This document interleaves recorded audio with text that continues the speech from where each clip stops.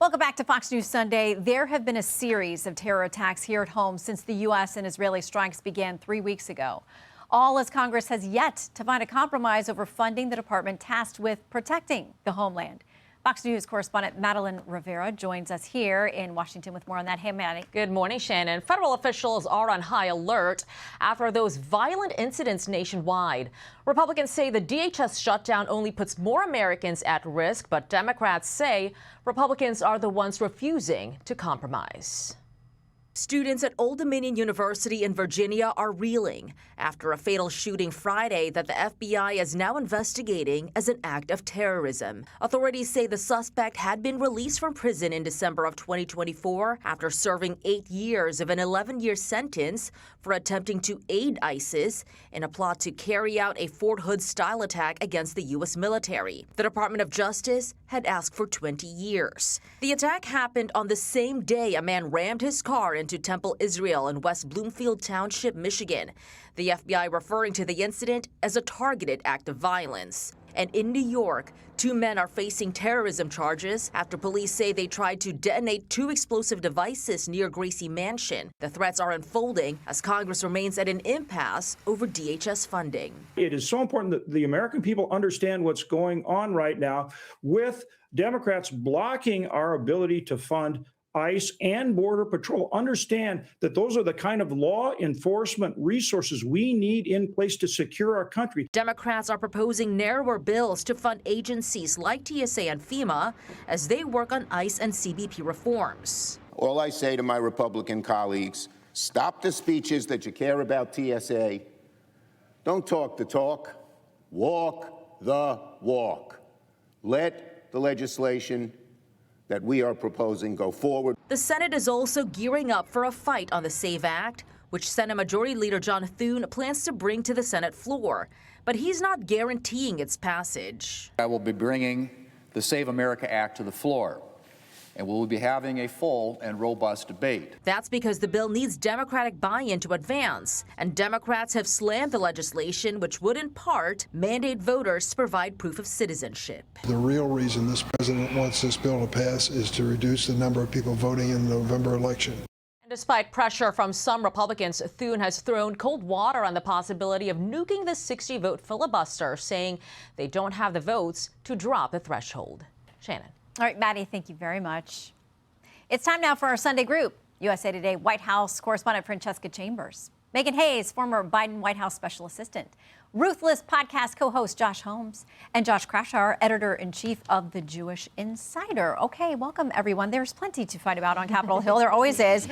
But, Josh, this week they get to the SAVE Act. Almost no one thinks there's a way that this thing is going to get passed. Is that going to be enough? Because the president says, that's the bill. I want that one. I'm not signing anything else until I get that done. Yeah, look, it's President Trump's biggest priority, but he doesn't have the votes, and he's done very little to get any kind of Democratic buy-in on these voter ID and citizenship verification rules.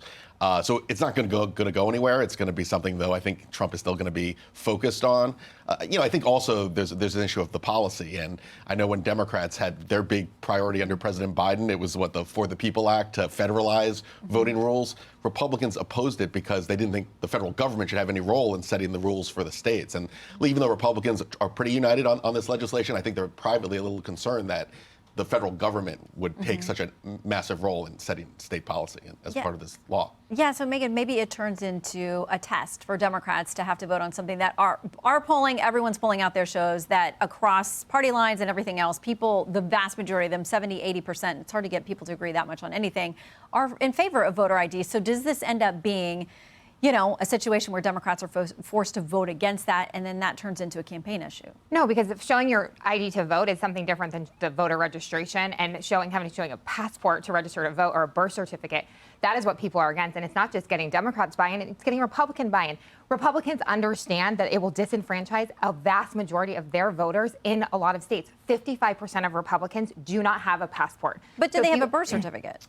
Or access to one. Well, and that's the other thing. 69 million women do not have a birth certificate that says their name on it. Do you know who changes their name the majority of time? Republican women. Democratic women happen to not change their name as much. So this will, again, this just disenfranchises voters. I mean, you had Murkowski saying it's going to disenfranchise voters in her state. So this is just so less people vote, which ultimately is going to hurt Republicans. So I just don't understand. I understand why it's not going to pass because Republicans aren't buying into it just as much as Democrats. I don't understand why Trump can't figure that out. Well, Josh, my understanding is the bill does have language in there that addresses this issue of women maybe not having their documents lining up. It does. On substance, this is an absolute no-brainer. And you see the same argument that's played out in actually 9 of the 11 states that Senate Republicans are going to be concerned about this fall. They've already made reforms pretty similar to the SAVE Act. Georgia is a pretty good example. But what happened when they tried to do all of that, of course, it was Chuck Schumer and then Joe Biden saying it's Jim Crow 2.0. Well, the same thing is happening at the federal level here. It's absolute nonsense. There are moms in apple pie that poll much lower than voter ID at the polls. Moms? Even moms. Apple pie, you can debate that, but not moms. Well, I mean, look, it's in the category, right? And I can't believe they're having this discussion. But it is. It has an extremely difficult pathway forward, in large part because Democrats have been in lockstep against uniform rules that ensure that only American citizens are voting. I mean, that's kind of like telling on yourself a little bit when you've got a problem with that sort of thing. Well, what is also the backdrop here is this Texas Senate GOP primary, because it's turned into kind of a test between Cornyn and Paxton. We're waiting to see if the president will. And he did say again, he thinks within a week or so that he may endorse there. Punchbowl says this: Thune has been practically begging Trump for months to endorse Senator John Cornyn, Republican in Texas, in his bruising GOP primary against Texas Attorney General Ken Paxton. The president is now holding an endorsement hostage as a way to put even more pressure on Thune. And Cornyn has flip-flopped on the filibuster, seeking Trump's backing. And broadly speaking, Shannon, on the politics of this is really pitting the president's political instincts against the Republican establishment. And Republicans essentially are saying that, look, the president has demonstrated incredible political instincts over the past decade, but Senate Majority Leader John Thune also got to where he is by having really good political instincts on this.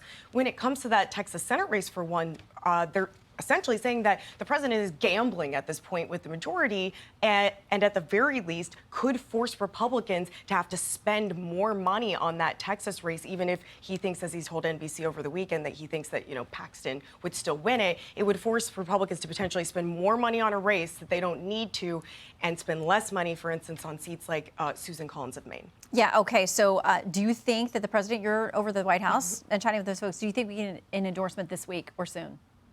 He says that this is hinging on the SAVE Act. He himself has said that, so we'll see what happens. Okay, panel, do not go far.